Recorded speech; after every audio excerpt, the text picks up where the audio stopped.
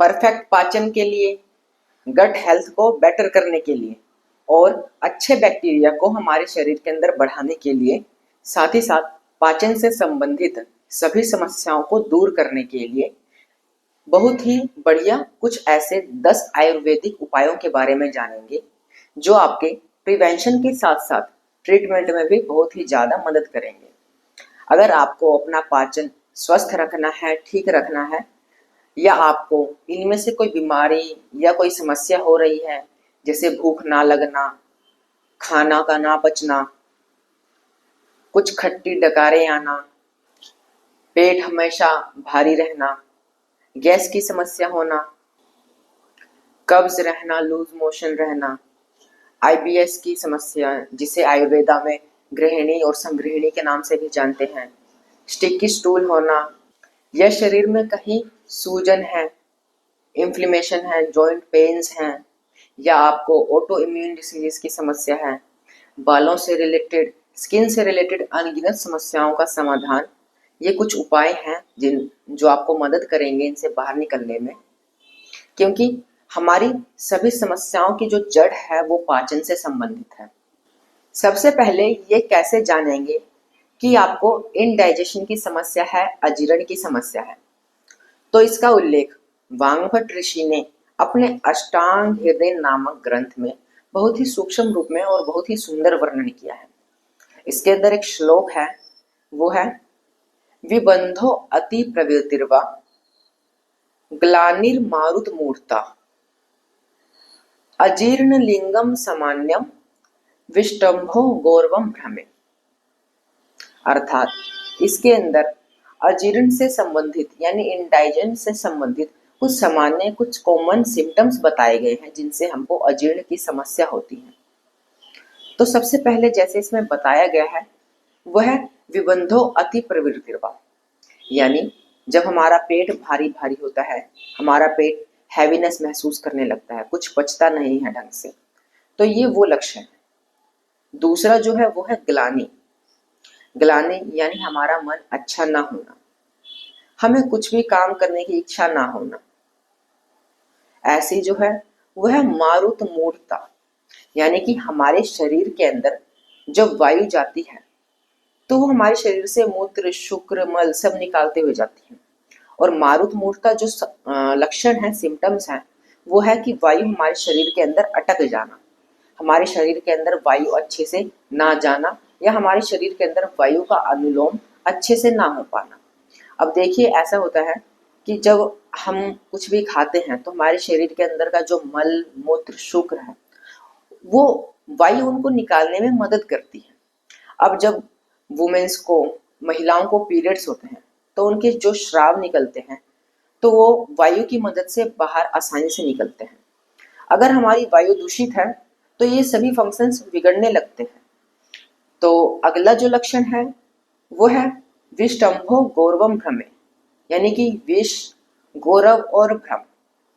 विष का जो मतलब यहाँ पर है वो है भारीपन, यानी कि हमारी जो आंतें हैं, इंटेस्टाइन है, उसका अंदर खाने का अच्छे से पाचन ना हो पाना। या फिर गौरव, गौरव यानी हैवीनेस, जब हमारे पेट के अंदर हैवीनेस होता है, भारीपन होता है। और जो तीसरा है वो है भ्रम। भ्रम यानी चक्कर, हमें चक्कर आने लगते हैं जिससे हमें इनडाइजेशन की समस्या होने लगती है। तो ये सभी लक्षण इनडाइजेशन, अजीर्ण के लक्षण होते हैं। इस श्लोक के अलावा कुछ और ऐसे सामान्य लक्षण हैं जिनसे हमें अजीर्ण की समस्या हो सकती है। जैसे कि अगर ये जो सामान्य लक्षण है ये दोषों के अनुबंध, उनकी प्रधानता के अनुसार बताए गए हैं।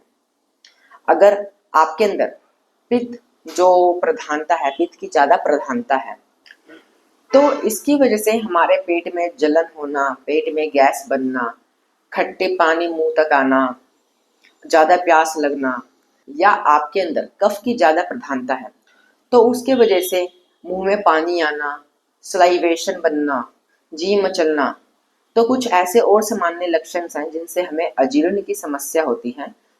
तो ऐसे और भी बहुत सारी समस्याएं हैं जो हमें इनडाइजेशन, अजीर्ण की वजह से होते हैं।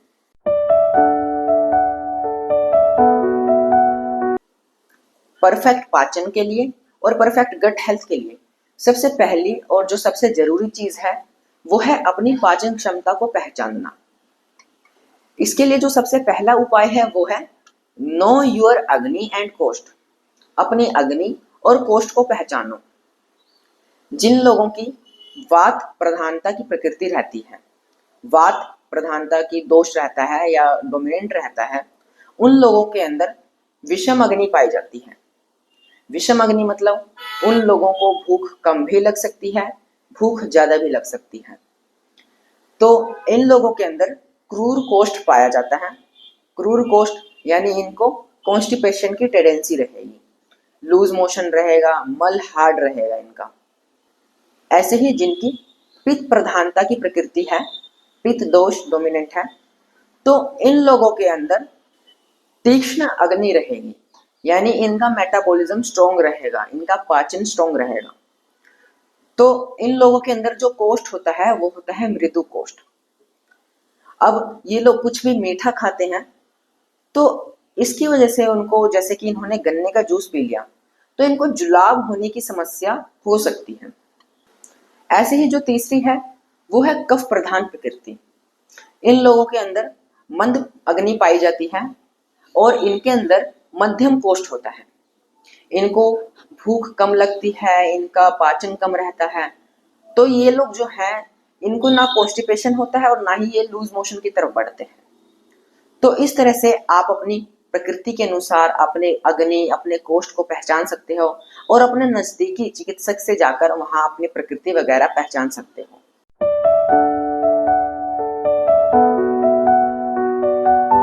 अगला जो उपाय है वो है दिनचर्या ऋतुचर्या।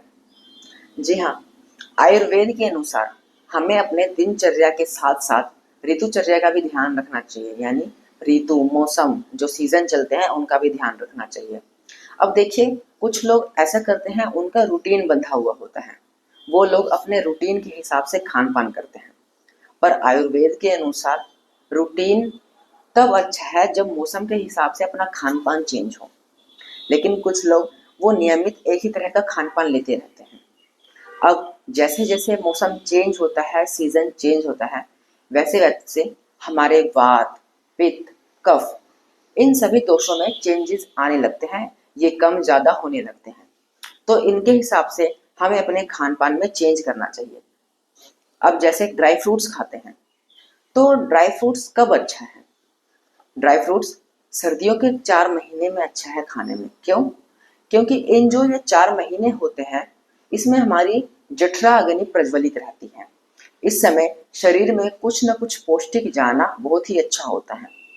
अगर आप यही ड्राई फ्रूट्स बारिश के सीजन में लेते हैं, बारिश के मौसम में लेते हैं, तो उस समय आपकी अग्नि मंद रहती है, पाचन क्रिया मंद रहती है और वो आपका ड्राई फ्रूट्स जो है वो आपके शरीर में पचता नहीं है, इनडाइजेशन, अजीर्ण की समस्या होने वाली है। इसलिए ऋतु का भी ध्यान रखना चाहिए। अब जो लोग वेट गेन करने के लिए भीगे हुए चने खाते हैं, जैसे कि कुछ लोग होते हैं वो रात को चने भिगो कर रख देते हैं और सुबह होकर उसे बॉईल करके खा लेते हैं, क्योंकि अक्सर ऐसा सुनने में आता है कि भीगे हुए चने हमारे वेट गेन में मदद करते हैं। ये प्रोटीन का बहुत ही अच्छा एक सोर्स है। पर आयुर्वेद के अनुसार जिन लोगों की वात प्रधानता की प्रकृति है, क्योंकि जो चना है वो वात बढ़ाता है, अगर जिन लोगों का ऑलरेडी वात पहले से ही ज्यादा है तो उन लोगों के लिए ये खतरा हो सकता है, क्योंकि बारिश के सीजन में पहले ही बारिश के सीजन को वात प्रकोप का सीजन माना जाता है और अगर हम उस टाइम में चना खाते हैं तो ये हमारे अंदर वात की और अधिकतर बढ़ोतरी कर देता है। तो जिस वजह से हमारा इनडाइजेशन होना स्टार्ट हो जाता है, अजीर्ण की समस्या स्टार्ट हो जाती है, हमें कॉन्स्टिपेशन की समस्या होने लगती है, लूज मोशन भी हो सकता है, या शरीर में जकड़न की समस्या भी आ सकती है, क्योंकि चना ये अच्छे से पचेगा नहीं, इसको पचने में मुश्किल होगी। इसलिए ऋतु के हिसाब से अपने खान पान को चेंज करते रहना है। अब जैसे मिलेट्स हैं, जो मोटे अनाज जिन्हें कहते हैं, जैसे ज्वार, बाजरा, रागी है, इन्हें मिलेट्स कहते हैं, तो इनको कब खाना अच्छा रहता है? ये बसंत ऋतु में अच्छा रहता है। क्यों? क्योंकि जो मिलेट्स है वो बसंत ऋतु यानी कि मार्च अप्रैल का जो महीना है उसमें ये वात की जो प्रकृति होती है उसे नहीं बढ़ाती और मिलेट्स हमारे शरीर के लिए बहुत ही अच्छा होता है। तो इन सभी चीजों का भी ध्यान रखना जरूरी है। हमें अपने ऋतुचर्या के हिसाब से अपने दिनचर्या को बदलते रहना है, अपने खान पान को बदलते रहना है।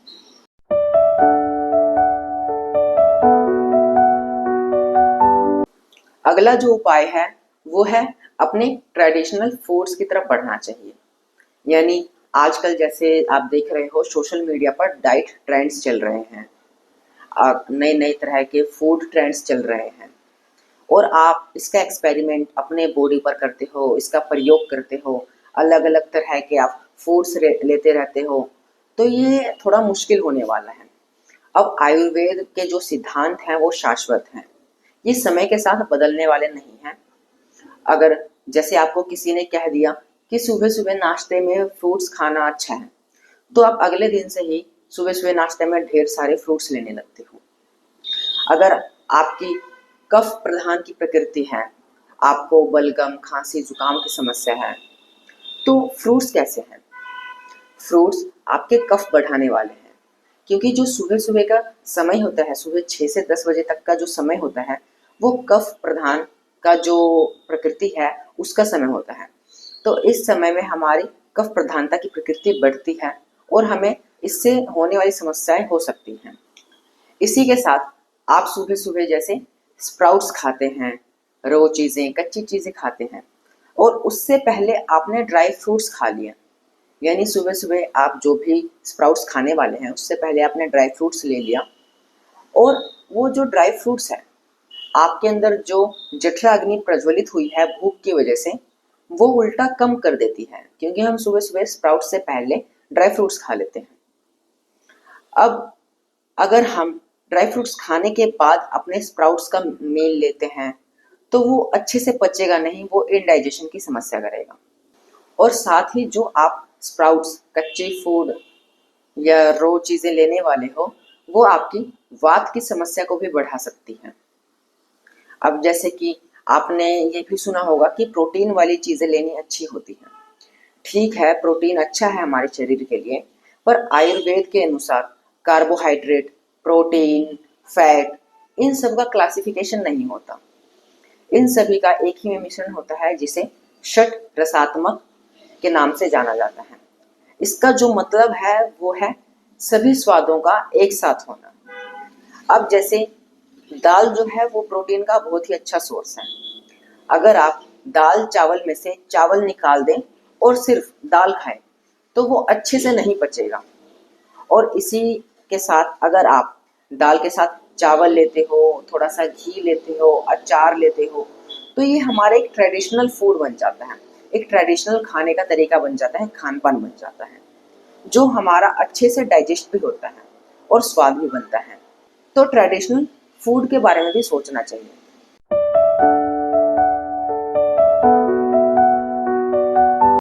अगला जो उपाय है वो है protect your self from these factors. कुछ कारक होते हैं जो हमारे डाइजेशन को खराब कर देते हैं, तो उनसे अपने आप को आपको बचाना है। तो जो सबसे पहला फैक्टर है वो है इमोशनल डिस्टरबेंस। अगर आपको किसी भी प्रकार का चिंता, भय, क्रोध, शोक है, यानी किसी प्रकार का दुख, तकलीफ, तनाव है, एंजाइटी है, तो ये आपकी गट हेल्थ को बिगाड़ सकता है, आपको अजीर्ण की समस्या हो सकती है। दूसरा जो है वो है अन्नशना, अध्यशना, अजीर्णशना, विश्वासना, विरुद्धासना। इसका मतलब है कि यदि आपको भूख लगी है और आपने खाना नहीं खाया, बहुत ज़्यादा फास्टिंग कर ली है, और जैसे बिना भूख के भी आपने बहुत अधिक खाना खा लिया है, अजीर्ण की स्थिति में भी आपने बहुत ज़्यादा खाना खा लिया है, तो ये सभी समस्याएं आपको डाइजेशन को खराब करने के लिए है। आपको अजीर्ण की समस्या हो सकती है इनसे, तो इनसे अपने आप को बचाव करके रखना है।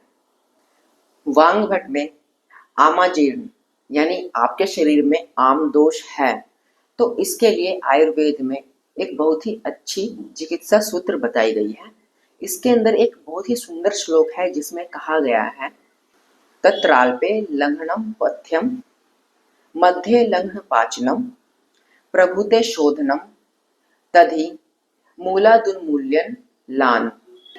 इसका मतलब है यदि आपके शरीर में जो आम दोष है बहुत ही अल्प मात्रा में है, बहुत ही कम मात्रा में है, और कोई तकलीफ या बीमारी अभी अभी शुरू हुई है, तो आपको इस समय में लंघन करना चाहिए, यानी कि उपवास करना चाहिए। और अगर यह दोष थोड़ी सी ज्यादा है, मध्यम मात्रा में है, तो आपको इसका पाचन कराना चाहिए। और अगर यह दोष बहुत ही ज्यादा है, अधिक अधिक मात्रा में है, प्रकोपित हो जाए, तो आपको इस समय शोधन चिकित्सा का यूज करना चाहिए, शोधन चिकित्सा प्रणाली अपनानी चाहिए। तो चलो इसके बारे में एक एक करके समझते हैं कि ये क्या चीज है।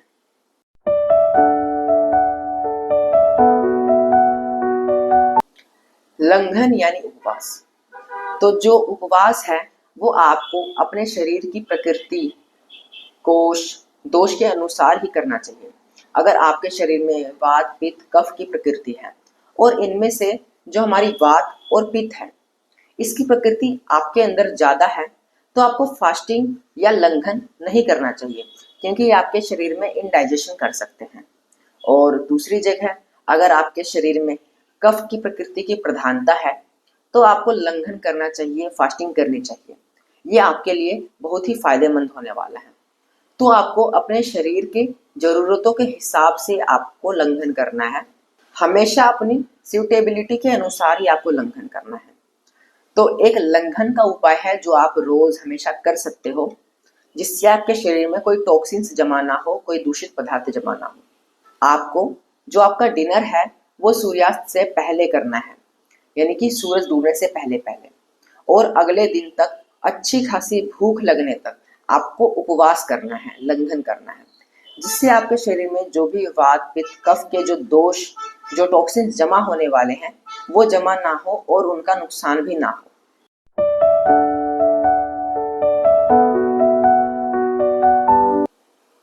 अगला जो उपाय है वो है दीपन पाचन चिकित्सा। दीपन पाचन चिकित्सा आयुर्वेद में एक बहुत ही प्रभावशाली चिकित्सा है, जो अजीर्ण को समस्या को दूर करने के लिए बहुत ही ज्यादा इफेक्टिव है। ये हमारे अंदर पेट की जो गर्मी है उसको प्रज्वलित करने की चिकित्सा है, यानी कि जो पहले से अपचित खाना है उसको पचाने की चिकित्सा है। अब इसके लिए आप होम रेमेडी भी यूज कर सकते हो, जैसे कि खाना खाने से पहले आप थोड़ा सा अदरक उसे कद्दूकस कर लो, उसके ऊपर थोड़ा सा नमक और थोड़ा सा नींबू का रस निचोड़कर उसको आराम से चूस चूस कर आपको खाना है।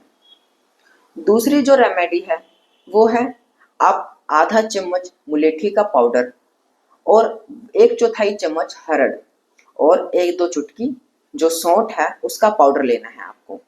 इन सभी को मिक्स करके आपको लेना है।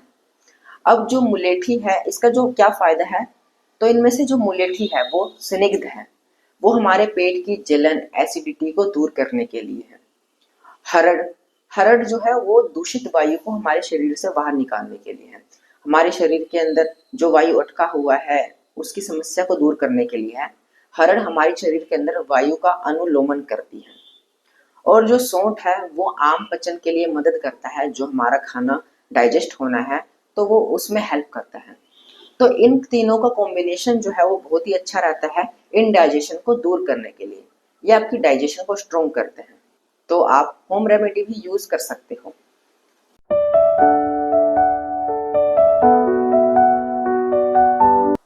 अगला जो उपाय है वो है मृदु विरेचन, यानी कि जाने अनजाने में दिनचर्या में हमारे शरीर के अंदर खान पान की वजह से जो भी दूषित पदार्थ, टॉक्सिन्स जमा हो गए हैं, तो उसको डिटॉक्स करने के लिए आप नेचुरली तरीके से उपाय अपना सकते हैं। इसके लिए आपको अरंडी का तेल यानी कि कैस्टर ऑयल लेना है। इसे आप महीने में या 2 महीने में एक बार जरूर लें, और इसको खास करके तब समय जरूर लें जैसे कि जो हमारी ऋतु संधि काल होती है, यानी कि एक ऋतु से दूसरे ऋतु में जो परिवर्तन का बीच का समय आता है, उस समय बीमारियों के बढ़ने का जो खतरा रहता है वो बहुत ज्यादा रहता है। तो उस समय आपको इसका यूज जरूर करना चाहिए। आपको अरंडी का तेल 10 से 15 ml या इससे ज्यादा भी ले सकते हैं। शुरुआत में वैसे कम मात्रा में लेना चाहिए, तो आप इसे कम मात्रा में लें और इसको लेने के बाद आपको एक आध घंटे में 2 से 3 बार मोशन भी जाना पड़ सकता है। उस दिन आपको हल्का खान पान लेना है, जैसे कि मूंग का पानी ले लिया या जो चावल है उसके खील का पानी ले लिया, शाम को खिचड़ी खा ली मूंग की। तो दिन भर आपको हल्का कुछ ना कुछ खान पान लेना ही है। इससे आपका बॉडी डिटॉक्स हो जाएगा नेचुरली तरीके से और आपका जो डाइजेशन है वो भी बहुत अच्छा हो जाएगा।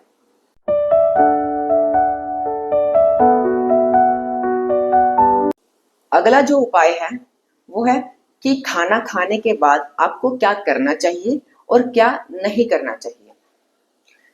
तो जब आप सुबह सुबह का खाना लेते हो तो खाना खाने के तुरंत बाद आपने सोना नहीं है। आप वज्रासन में बैठ सकते हो या आप थोड़ा चल सकते हो। आप शतपावली कर सकते हो, जैसे कि 100 कदम चल लिया, 5 से 10 मिनट टहल लिया। अगर आपके कोई फिजिकल एक्टिविटी है जैसे जिम है, एक्सरसाइज है, व्यायाम, बहुत फास्ट चलना, तो इनमें से आपको कुछ नहीं करना है। उसके बाद जो दोपहर का आपका लंच है उसके बाद आप वामाकुक्षी ले सकते हैं। वामाकुक्षी मतलब आप लेफ्ट रेटुलर पोजीशन में 15 से 20 मिनट तक लेट सकते हैं, एक पावर नैप ले सकते हैं। आपको ज़्यादा नहीं, जैसे कि 1 घंटा 2 घंटा इतना नहीं सोना, सिर्फ 15 से 20 मिनट तक पावर नैप या थोड़ा सा चल लें लंच के बाद। और जो आपका डिनर है, आपको डिनर आपके सोने से 3 घंटे पहले करना चाहिए, क्योंकि जो सोने का समय है और आपके डिनर का समय है 3 घंटे का गैप रहता है। तो इन 3 घंटे के गैप में जो आपकी जठर अग्नि है वो प्रज्वलित होती है खाना खाने के बाद। तो वो 3 घंटे में जो जठराग्नि है वो आपका खाना जठर से नीचे कर देता है। तो जठराग्नि अपनी नॉर्मल अवस्था में आ जाती है और आपका खाना अच्छे से डाइजेस्ट की पोजीशन में या कहूँ डाइजेशन की स्थिति में चला जाता है। तो आपको सोने से 3 घंटे पहले ही आपका डिनर करना है।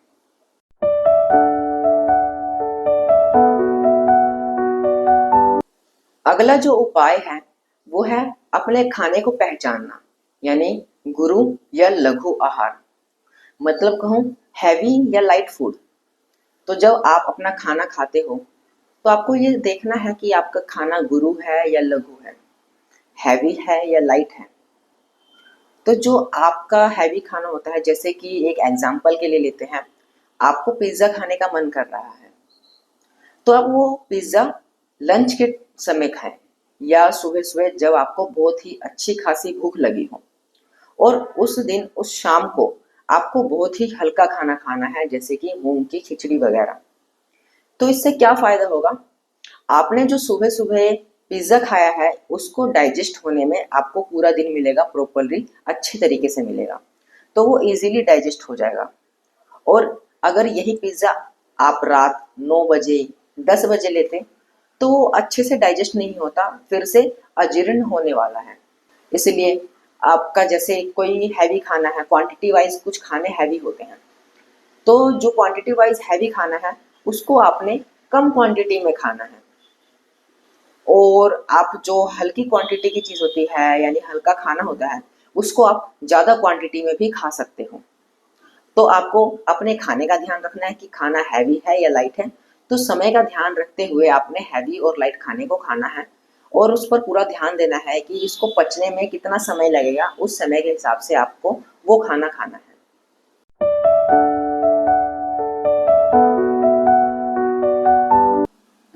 अगला और आखिरी जो उपाय है वो है आयुर्वेदिक दिनचर्या।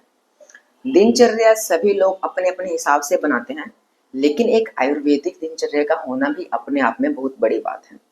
ये आपके डाइजेशन और गट हेल्थ को बहुत ही अच्छा रखने के लिए बहुत ही ज़रूरी चीज़ है। आप जैसे सुबह सुबह उठते समय आप योगा प्राणायाम कर सकते हैं। प्राणायाम जैसे कि आप अनुलोम विलोम, भ्रामरी, भस्त्रिका प्राणायाम, कुछ ऐसा कर सकते हैं जिससे आपकी गट हेल्थ बहुत अच्छी रहेगी। ये आपके मन और शरीर के बीच की जो हार्मोनी है उसके अंदर बैलेंसिंग बनाए रखेगी। यहाँ तक कि आप रात को सोने से पहले पादाभ्यंग यानी अपने जो पैरों के तलवे हैं उस पर जेंटली ऑयल मसाज या घी से मसाज कर सकते हैं। आप अपनी नासिका यानी नाक में घी या तेल की एक दो बूंद डाल सकते हैं। ये सभी चीज़ें अगर आपको जैसे एंजाइटी है, स्ट्रेस रहता है, तो ये सभी चीज़ें आपको इन्हें शांत करने में मदद करेगी, आपके मन को शांत करने में मदद करेगी और आपके डाइजेशन को बेटर करने में मदद करेगी। तो आज की वीडियो में हमने परफेक्ट पाचन के लिए, अच्छे गट हेल्थ के लिए अपने शरीर के अग्नि कोष्ठ दोष जान लिए हैं और साथ ही साथ पाचन से जो संबंधित समस्याएं हैं उसके बहुत ही अच्छे 10 आयुर्वेदिक उपाय जाने हैं। उम्मीद है आपको ये वीडियो अच्छी लगी हो, आपको इससे कुछ ना कुछ नई जानकारी जरूर मिली हो। तब तक के लिए बने रहिए मेरे साथ। मेरा नाम है राजा। आपका धन्यवाद।